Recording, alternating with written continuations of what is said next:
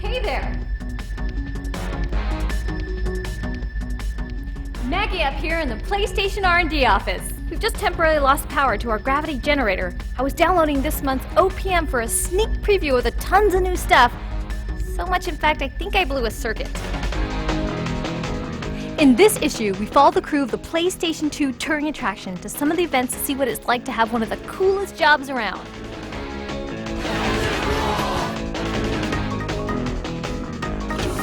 Then we headed up to Crystal Dynamics for a look at Blood Omen 2, Legacy of Kain. We also packed this issue with a bunch of cool moves, demos, and downloads, so check them out! Now, if I could only remember which wire goes with which, the blue with the green, or the green with the red, or was it the red with the yellow? Well, here it goes! Oops, that can't be good.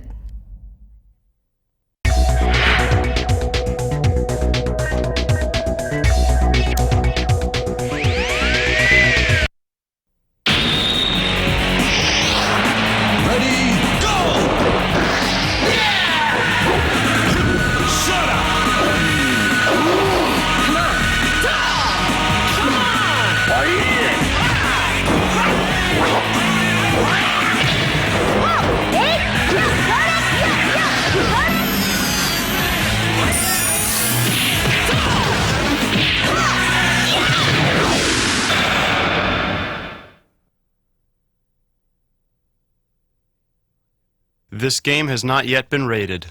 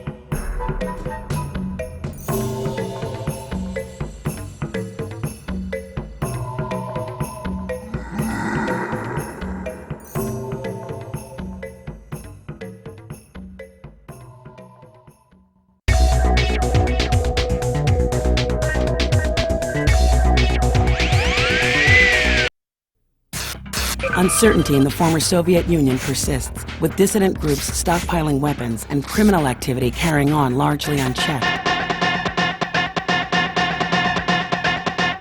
You are smugglers. Greetings. Get down to business. What do you know that I don't?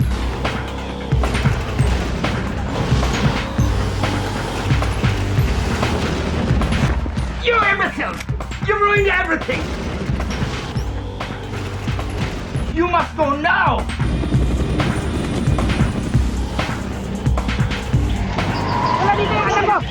I need to get paid.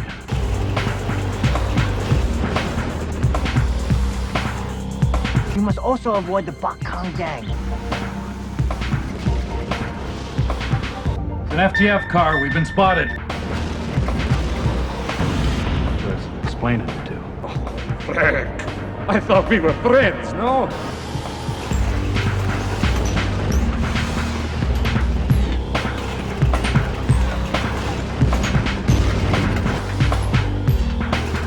Did the job, we got paid. End of story. Not anymore. Do the job, make some money. That was it. We're gonna stop that lunatic.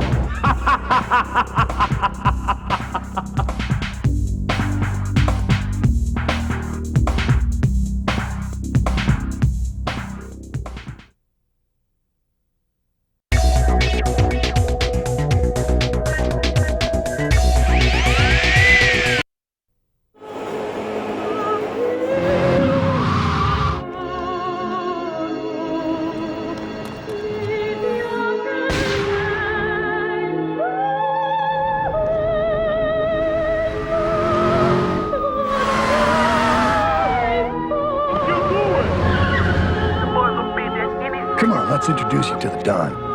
If you do this for me, you will be a made man. Anything you want.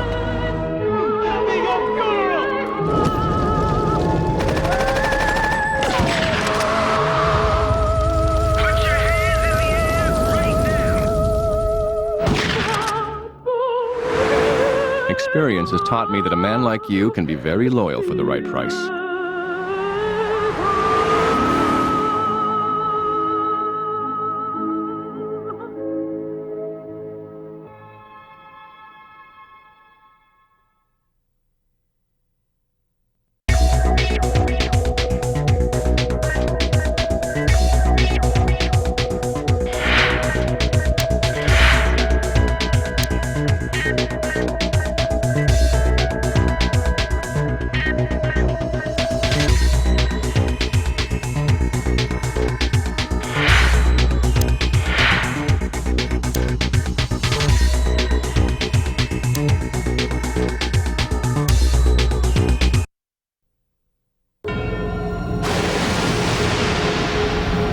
Step back in time, my friends, to fight for your life. For Kain rises again. You've met the challenges of Soul Reaver and Blood Omen. Now you will face even bigger challenges in Blood Omen 2. Blood Omen 2 is kind of Kain rediscovering himself in many ways, where Kain is kind of introduced to a rude awakening early on in the game and kind of has to ascend to power once again. Kain has been resurrected by the few remaining vampires that are alive in Nosgoth, and they need him to infiltrate the Seraphim, try to figure out who the Seraphim Lord is, what is this new magic he's using to kill all the vampires, and try to overthrow him and regain his conquest of Nosgoth. In a world of darkness, it's hard to tell who is on the side of the just and who is a force for evil. Such is the case with Kain. One of the great things about the Legacy of Kain universe is it's not so clear-cut who's the good guys, who's the bad guys. There are characters who you may paint as the bad guy, and all of a sudden you then realize that this guy is actually doing something which is of benefit to somebody else. Kain himself is very self-centered. Everything he does is about what's best for Kain at that time, regardless of whether it's seen as a good thing by the world or an evil thing by those around him. Kain himself is not necessarily a good guy trying to defend the common man. Kain has this very, very clear set of goals of taking over Nosgoth and turning the world to his will. One day my people would know me again for their lord, but the vampires who were traitors to their kind would know me first of all.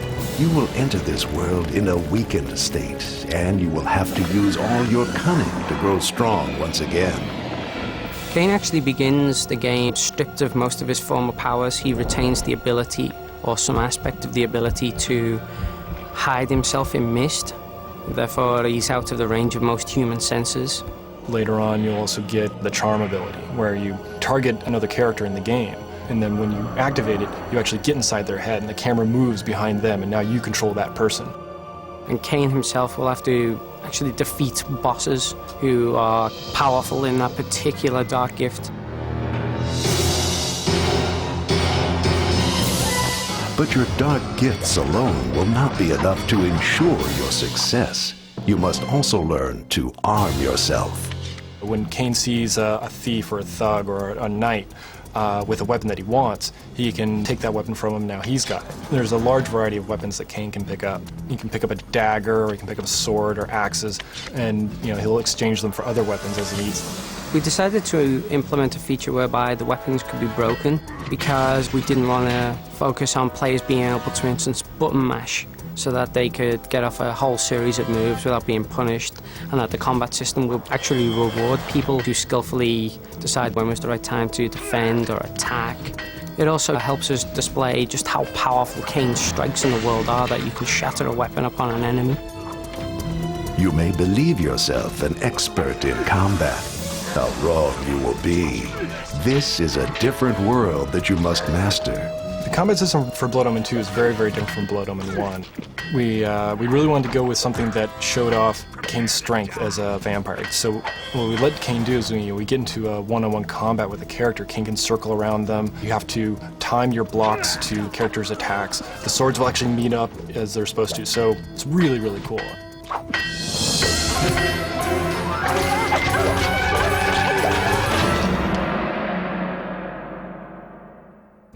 But to show off sort of Kain's strength and power, we also let Kain grab other characters. If he can get inside their attacks, he can actually grab them by the neck, lift them up. He's got a weapon. He can do really mean things to them and toss them away. One thing we've tried to retain for the player is a maximum amount of actions they can perform with the simplest amount of button presses.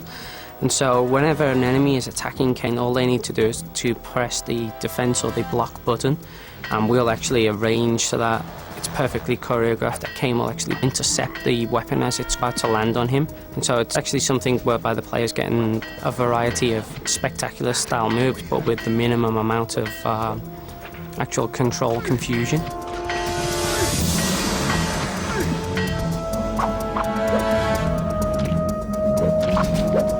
Then Kain can also dodge to the side, around the person to try to get away from the attack. Now, some of the attacks your opponents have are unblockable, and they have a very special graphic to sort of communicate to the player that you can't block this attack, you have to just get out of the way. Generally, only the larger, stronger enemies have those types of attacks. It is a mysterious set of forces that controls your fate. You would be wise to learn about them carefully and harness their power. Glyph technology is something that's very mysterious to the world at the beginning of the game. It's kind of similar to electricity in some ways, that people know it's there, but they don't always know what it's about, how it actually works. You flip switches, the glyph energy travels across a glyph line, powers up a piece of machinery, and it does something that cool, opens a door, it crushes stone, it does whatever. The Seraphim have been employing it for things such as ward gates, and you can imagine them as metal detectors for vampires, so the humans can pass straight through them. But anytime a vampire nears, it begins to glow, and eventually if the vampire tries to cross such a portal, they'll be repelled, and all the guards in the world around will know that that person was a vampire.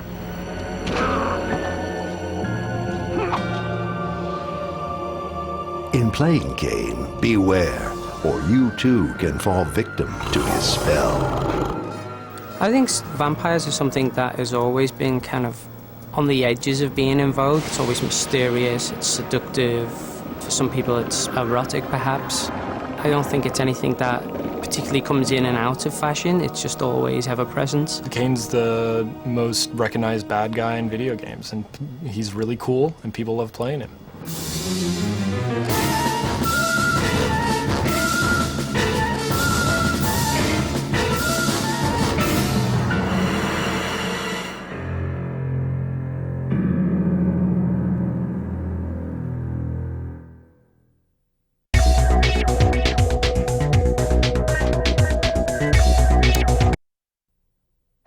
How would you like to travel around the country, from rock festivals to racing events, from air shows to the Super Bowl?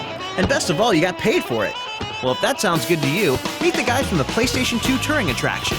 My name is Stacy Greer. I live in Meadowview, Virginia, and I drive the PlayStation 2 touring attraction all around the United States. My name is Zach Stanfield. I'm 25. I'm from Georgia. Work on the PlayStation 2 touring attraction. My name is Gustavo Vergara. I am the tour manager of the PlayStation 2 touring attraction. And we're on Bourbon Street, baby.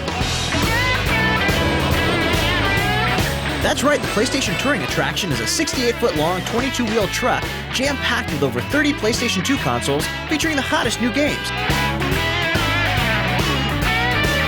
So how does one get a job this good? I was drafted straight out of college, #1 pick. Zach Stanfield out of the University of Georgia? No, not really. I knew someone in the company. I met the guys that were on a smaller truck, and they told me that the big truck, there were some positions coming up in. So I went to the marketing company before the job was really even open up.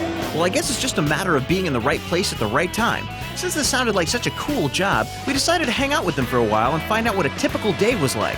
Well, first of all, we bring it in, and Stacy kind of surveys wherever the site is, if it's going to be easy or difficult to get into, if the ground's uneven or not, if there's a dip in the road, things like that. We level it, we open up the walls, hydraulics, lower the floors down, open up the wing walls. Then you take all the kiosks, which are bolted in the center, we have to move them out to their locations and bolt them back down, plug them in, turn the units on, put whatever game we're going to have in that unit in. Once we're on the truck and everything's set up, people are just coming in, we're hanging out, making sure, nothing's going wrong with any of the consoles or anything like that. And just giving away free stuff here and there, stirring up something, having a good time. We wanted to know what the best part of their job is. What's better than being at a rock show for work? Getting paid to go watch a concert. Stop. Who else gets to do that? The coolest events were for sure Ozfest this past summer. That was incredible because we were part of the show. We had all access badges, like we had Rockstar passes in Ozfest. We'd have girls who come on the truck, and be like, oh, will you take me backstage? I'll do anything to go backstage, It's crazy, the things you see people do. It's just the wildest ever, What's up? My name is Brad. Going on in Phoenix from Lincoln Park. We wondered if they got to meet many celebrities. Yeah, we've gotten a few. We did the NFL Experience last year on tour, and that was kind of neat because at each stop, players would come on our truck and sign autographs and play some of the games. Uh-oh, safety blue. Next, we caught up with the guys in Monterey at the famous Laguna Seca racetrack for the Shell 300. Here not only could you see fast-paced racing, but also got a chance to check out some of the other cool attractions.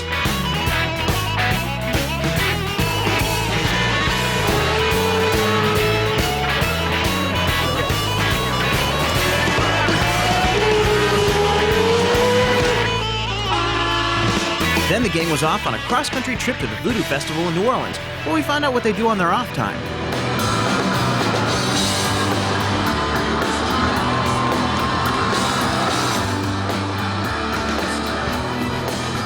In between the road, I'll just find stuff to do, you know, go rent a boat and go wakeboarding. You know, like here, we're a big old swamp tour today, you know, it's just kind of laid back, it was cool.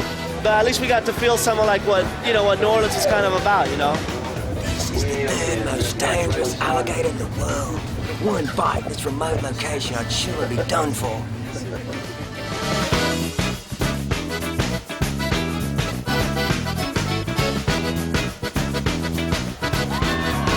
While in New Orleans, we got to see what the boys do best, and this is what they do to get the crowd pumped up. Every 15 minutes we get people on the truck. Zach or myself will welcome them, play some music, you know.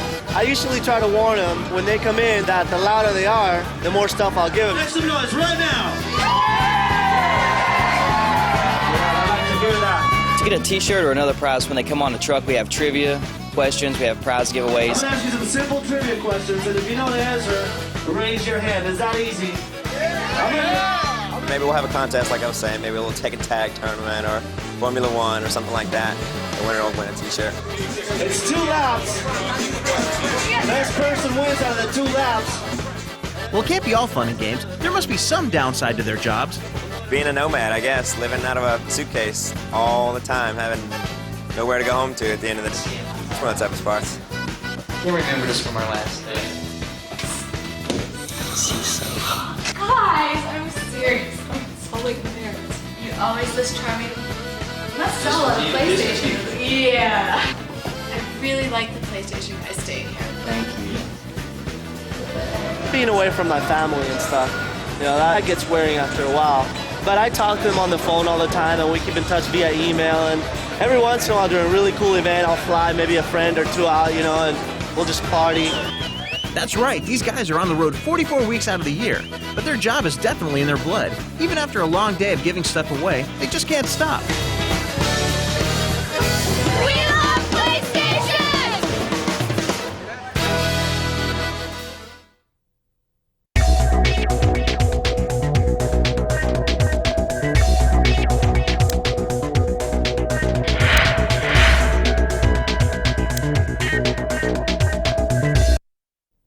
Hi, my name is Jesse with the 3DO Company, and today I'm going to show you a cool move for Portal Runner for the PlayStation 2. In Portal Runner, probably one of the hardest levels to beat is a Dragon Boss level. Today I'm going to show you how to deal a 50% instantaneous damage to the dragon and reduce his health level by half. Let me show you how.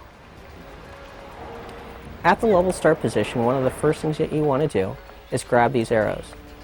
Run to the moat, enter hotshot mode by pressing the circle button, and shoot every single one of these shields that appear.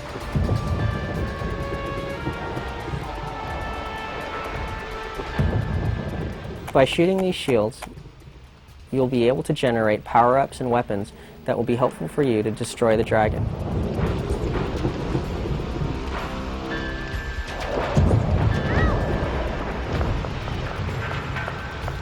Run to this part of the level, and you'll see that there are water arrows in the distance. Wait for the platform to come near you, and then jump on it.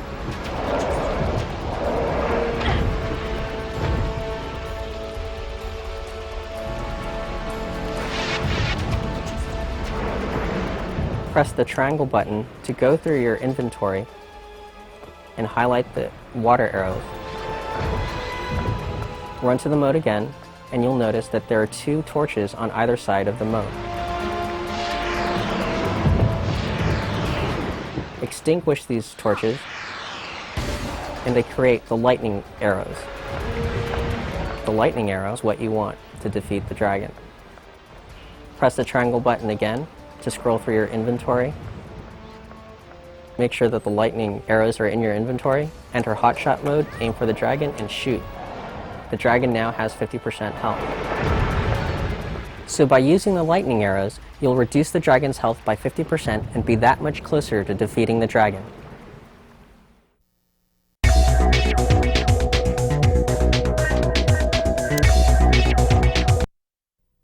My name is Saul, and I'm a tip writer for Sony Computer Entertainment.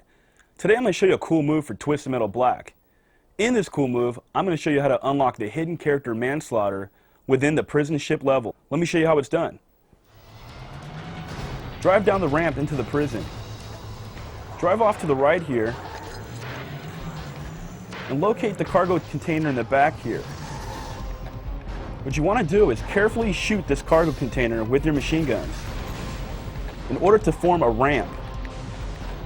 Carefully drive your car right up here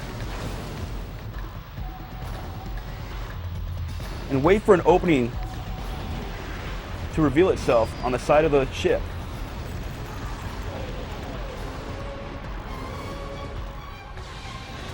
Drive into the hold of the ship and destroy the control box. This will lower manslaughter for you. Now when you go back to the character selection screen, manslaughter will be available.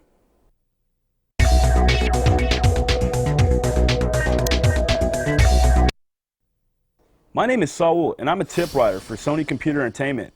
Today I'm going to show you a cool move for Twisted Metal Black. In this cool move, I'm going to show you how to unlock the hidden level elevators for the multiplayer mode in the highway loop level. Let me show you how it's done. Locate the 4 large spheres within the highway loop level and make sure you have your gas can armed. Fire the gas can at the large spheres. And wait for the large sphere to roll all the way down the highway.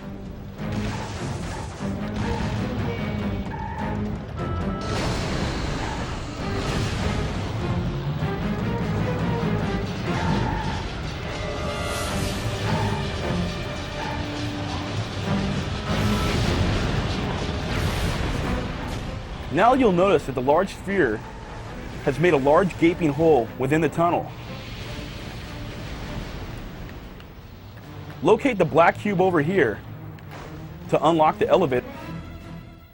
Now you have unlocked the hidden level elevators for the multiplayer mode. Make sure to play that with your friends.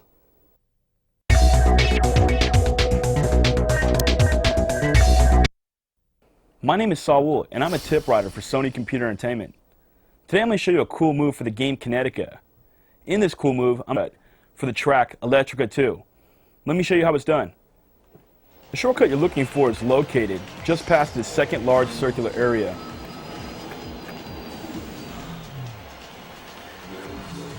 Start using your boost when you get right about here, so you get up to the top deck. Continue to do so to stay on the shortcut.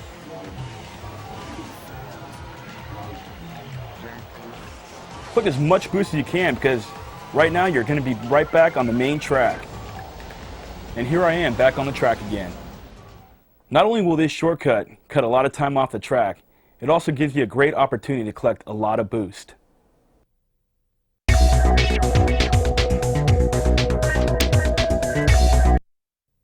My name is Saul, and I'm a tip writer for Sony Computer Entertainment.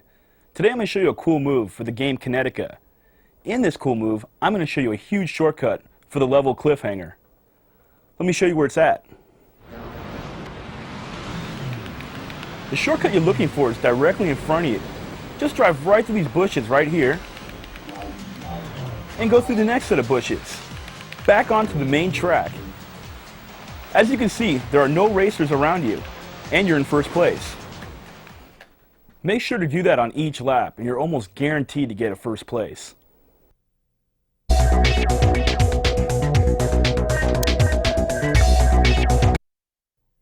Hi, my name is Jesse with the 3DO Company, and today I'm going to show you a cool move for Gerdy Elemental for the PlayStation 2.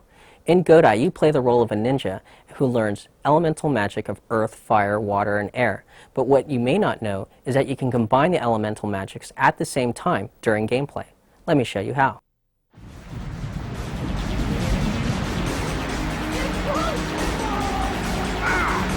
So right now in the game, I'm activating my fire magic. While that's going on, I'm queuing up my earth magic, execute that, and while that's going on, I'm activating my final air magic. So during this time, I am now a super ninja, and I can easily defeat somebody who I normally wouldn't be able to.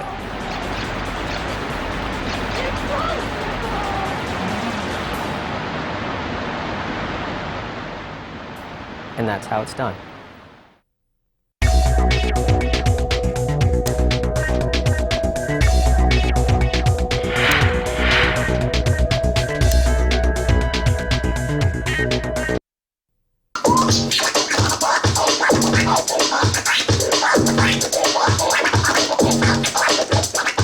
I'm DJ Qbert, and I'm a scratch musician.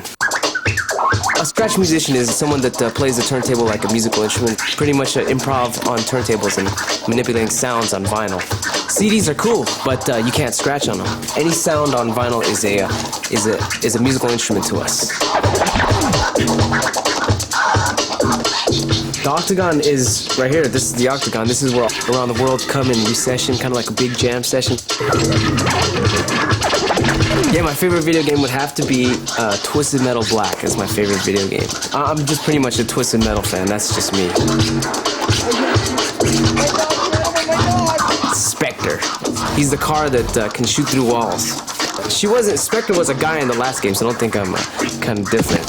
So, all-time favorite game is Street Fighter 2. I would have to say I kick everyone's ass Street Fighter. Yeah, I'm the best. So, you know, hands down. Everyone in the crew wants to play video games, so it's just take turns. On tours, we usually practice in the hotel rooms, but sometimes we'll pull out the PlayStation and kind of play games. You know, so that's kind of like a no-no, but we can't help it. You could turn down the music, but leave the sound effects on, and we just blast what we play. I would love to do a fast kind of track for Wipeout. We're doing a movie called Wave Twisters. It's an animated hip-hop graffiti animation. Sid, Garen, and Eric Henry animated, and I did all the music for it.